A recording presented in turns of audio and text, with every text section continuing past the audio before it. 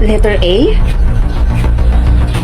Teka, bakit kaya letter yung napunta sa akin? Eh di ba dapat number lang? Ma? Papasok na po ako sa school. O anak, ano yung nasa leeg mo? New fashion po, ma. Eh ano palang nakuha mong number, anak? Number 5 po. O sige, okay na rin yan, anak. Hi, Bes! Uy, hi, Bes! Number 8 pala yung nakuha ko, Bes. Wow naman! Ang taas, ah! Eh, ikaw, anong number pala yung nakuha mo? Number 5. Okay na rin yan, Bes. Patingin nga. Sandali lang. Ipapakita ko rin to sa'yo, pero mamaya na lang. Pwede naman ngayon eh. Patingin nga ako. Basta, makikita mo rin naman to eh. Tara na, malilate na tayo. Oh, teka. Saan ka pupunta? Papasok po. Pumunta ka ngayon sa gym para ma-check kung anong number ang nakuha mo. Sige po. Guys, dito daw po yung nakakuha ng number 4. Dito naman po yung number 8. Uy, grabe no? May nakakuha pala ng letter. Sino kaya yun? Huwag na nating patagalin to, ha. Ipakita mo na kung ano ang number na nakuha mo. Sige po.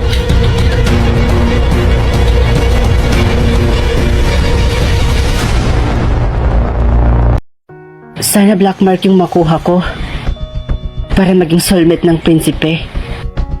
Sana black mark. Black mark yung nakuha ko? So, ibig sabihin, ako ang soulmate ng prinsipe. Yes!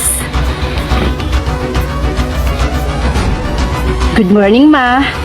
Ma, anak, nakita mo na ba ang marker ng kapatid mo? Siya ang nakakuha ng black mark, anak. Ano?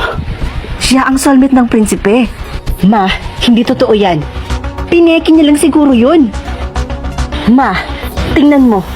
Ako ang totoong nakakuha ng black mark. Huwag mo nga igaya sa'yo ang kapatid mo. Alam ko, totoo yung nasa kapatid mo. Hoy, Bes! Tamang-tama, papunta na rin ako sa school eh. Tara, sabay na tayo. Totoo nga ang chismis. Nakapikat ka sa kapatid mo na totoong nakakuha ng black mark. Isa ka palang mapaglinlang at sinungaling. Hindi ako nagsisinungaling. Totoo, itong marka ko. Bakit ba ayaw niyo maniwala sa akin? Lalo ka na. Eh di ba kaibigan mo ko? Magkaibigan tayo. Pwes ngayon, hindi na. Diyan ka na nga. Baka madami pa ako sa kasinungalingan mo.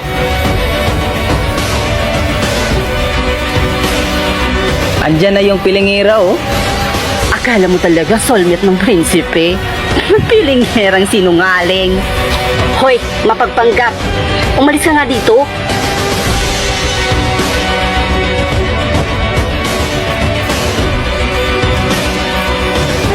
Hoy, Bunso. Halika nga dito. Mag-uusap tayo. Oh, ate. Ano yun? Bunso, tama na. Tama na tong kalukuhan mo. Hindi to tama. Bakit mo ba ako ginaganto, ha? Kapatid mo ko? Ate mo ko? Tama na yung kasinungalingan mo. So ipinapalabas mo nagsisinungaling ako, ate? Ganun ba? Ang sabihin mo, naiinggit ka sa akin, ate. Kasi ako ang totoong nakakuha ng black mark at ako ang soulmate ng prinsipe. At hindi ikaw. Bunso, please. Itigil mo na yan. Baka mas lumala pa yung sitwasyon. Diyan ka na nga. Masyado ka ng inggitera. Hoy, girl kapikat. Tigilan mo na yung pagpapanggap mo. Masyado ka ng sinungaling. Ilang beses ko ba sa inyong sasabihin na hindi nga ako nagsisinungaling? Totoo nga yung marka na nasa mukha ko. Then prove it.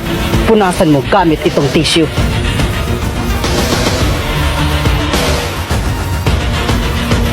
Okay, fine. At nang matahimik na kayo, akin na yung isa. Ipapahid ko din sa mukha ko para matahimik na yung ate ko. Ano? Aatras ka na ba? Tingnan ko kung sino ang mas mapapahiya sa ating dalawa.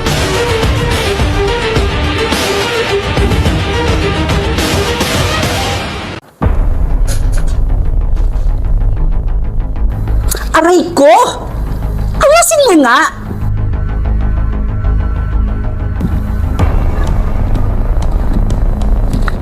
Stoy!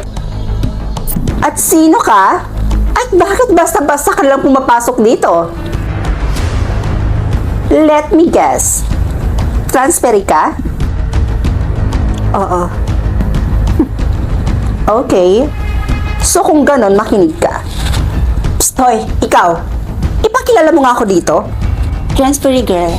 Siya si Cheska Villanueva at siya rin ang pinakamaangas dito sa classroom. At wala rin pwedeng tumalo sa kanya dito. At lahat ng estudyante dito sa campus ay takot sa kanya. At isa na ako doon, kaya binabalaan kita. Huwag na huwag kang mag-angas dito or kalabanin naman lang siya kung ayaw mong may mangyari sa'yo hindi maganda. Oh, narinig mo naman siguro yung sinabi niya, di ba? Di ba? Oo, narinig ko. Good.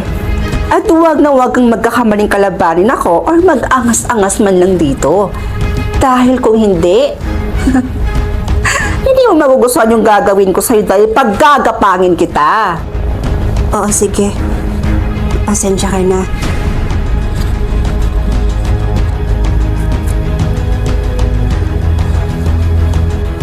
Hi.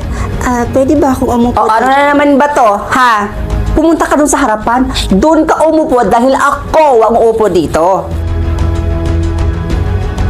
Oh, di ka pa kikilos? O baka naman gusto mong kalad ka rin pa kita papunta dun sa harapan? At teka nga, bakit ba ganyan yung suot mo? Hindi ka pa talaga nag-uniform. Hindi ka sumusunod sa patakaran dito sa eskwelahan. Porket ba transferi ka? Gagawin mo na kung anong gusto mong gawin at kung anong gusto mong isuot? Sorry at pasensya ka na ulit. Doon ka nga! Doon ka umupo sa harapan dahil ako ang uupo dito. Sige, pupunta na ako doon sa harapan. Ano pang tinitingin-tingin mo dyan? Alis na! Alis! Pumunta ka na doon! Go! Pusit! Akin na, bisid mo. Pagtripan natin.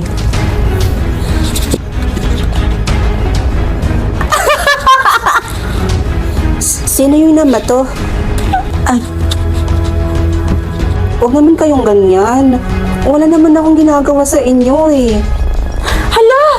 Binato ka nila? Classmates? Sino pa yung nama to? Grabe naman kayo ha? Respeto naman sa transferee girl natin. Ano ba kayo? Tsaka classmates, umayos-ayos kayo. Kasi transferee yan eh. Mapapahiya yung eskwelahan natin yan. Nako, Diyos ko, anong oras na? Tapos yung teacher natin, kuno, yung bagong teacher natin, hanggang ngayon wala pa siya. Anong oras na? Kakainis ha? Ilang oras tayong pinaghintay dito?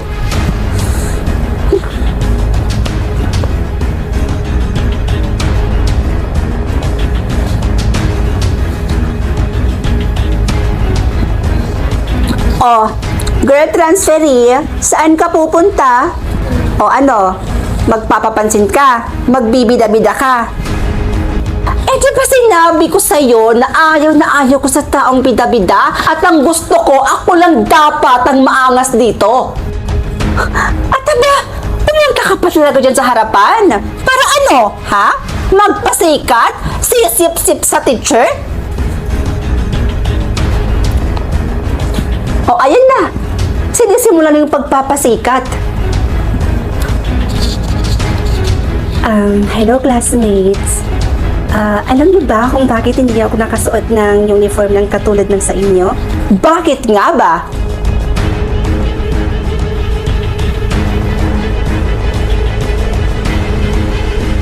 Kasi